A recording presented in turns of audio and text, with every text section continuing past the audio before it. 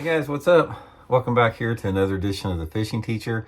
Thanks for tuning in for today's video, much appreciated. And today, guys, we're going to be talking about fishing big baits, big giant size baits, and when they produce and sort of some situations you need to look for when you want to throw them, because there's no adage in fishing saying that big baits catch big fish, and there's a lot of truth to that. So we're going to go over that. So hey guys, real quick, I just wanted to give you guys a reminder here at the channel. I know a lot of people that watch the Fishing Teacher, they're just getting started out in fishing. And we make, at fishthemoment.com, we make a thing called a lake map breakdown. And these are basically lake maps that give you 40 GPS waypoints on all the major lakes across the country. And if we don't have a map on our website, we can schedule a virtual lesson with you and go over any lake at all. So if you guys are interested in checking those maps out, I'll include the lake map breakdown link in the description of the video here. And it's a good way to get some spots if you don't know much about a lake and you need to have a starting point somewhere. Much appreciated. Okay, guys, let's talk about big baits. Now, here's an example of a big bait. This is an example. This is a Mega Bass Mega Dog topwater, and just to give you some size comparison, this is a 3-inch long Mega Bass sleeper crawl here. So you can see how giant this bait. This bait is probably 12 inches long. Or another one, big one would be like this Mega Bass Battle Lion. It's a big swim bait against the 3-inch bait. Giant lures. Now, here's the thing about when you're fishing big baits, sort of what you have to consider and how you have to approach it and everything. First of all, if you want to fish a big bait to try to catch big fish, it requires sort of a shift in the way that you think. Because when you put on one of these baits like this, one of these big giant baits, I don't care where you're fishing, you can be fishing in the best lake in the world, and you're not going to get a lot of bites, simply because a giant bait like that, it takes a special fish. As far as a fish that's it's got to be a big fish, it's got to be in the right mood and personality before they hit something like this, because it's simply such a sizable undertaking for a fish to attack something like that and want to eat it. So the first thing that you have to remember is you got to scale back your expectations on bites. Now, say for example, let me show you one of my favorite swim baits here. Like this. This is another one of those Mega Bass 10-inch mag drafts. And by the way, guys, I'll put the Baitworks link in the description. If you guys would like to try a giant bait, you can get them there.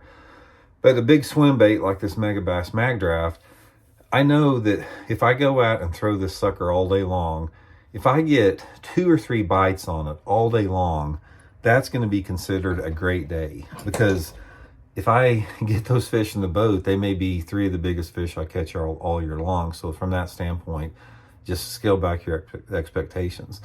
The next thing about a big bait is you have to have the right body of water and you have to have the right conditions, because you have got to be fishing a body of water that has some decent fish in it. First of all, if the lake that you're fishing doesn't have very many 4-pound type fish in it, it's probably not a good choice. But if you have a lake that has a good population of 4-pound class fish or bigger, which a lot of bigger lakes in the country do, then you're sort of in business with that.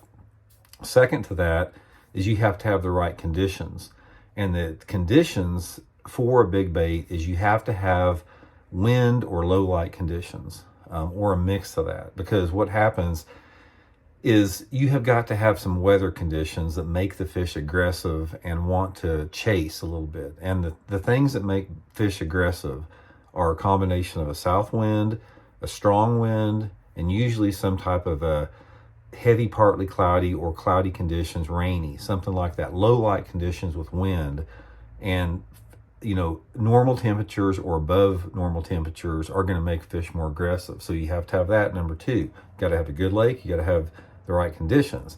The next is you have to have the right time of year. Now, for the most part, when you fish these big baits like this, for whatever reason, there's 2 windows that they work. The first window is in the springtime of the year, anywhere between mid-spring to late spring, which is usually April, May into early June, and then again in like October and into November. For whatever reason, those are the 2 times a year where you want to catch it, where you can catch them on the big ones. Not to say that you could never catch one any other time, but that's the 2 best times.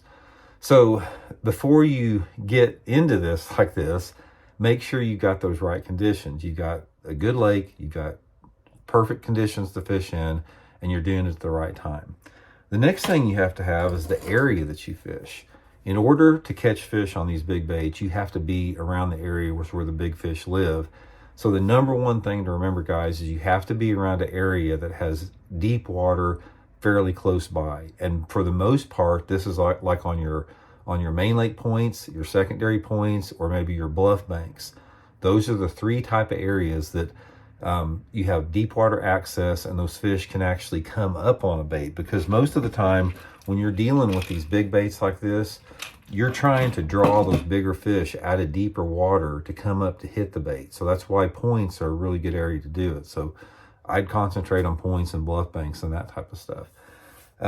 Next thing you have to, and then finally the last thing with it, is you have to throw these on the right equipment. This bait right here, for example, this 10-inch mag draft, it weighs 6 ounces. So you have to throw it, I usually throw it on 25-pound test Seaguar Vizix line, and you need some type of a heavy rod, like an 8-foot heavy action, bait casting rod with a reel that has a fairly large spool diameter, simply because you need the torque for, a lower gear ratio reel.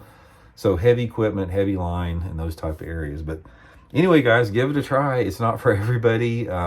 It's a low percentage type deal, but you have a chance to catch the biggest fish of your life. So give it a try.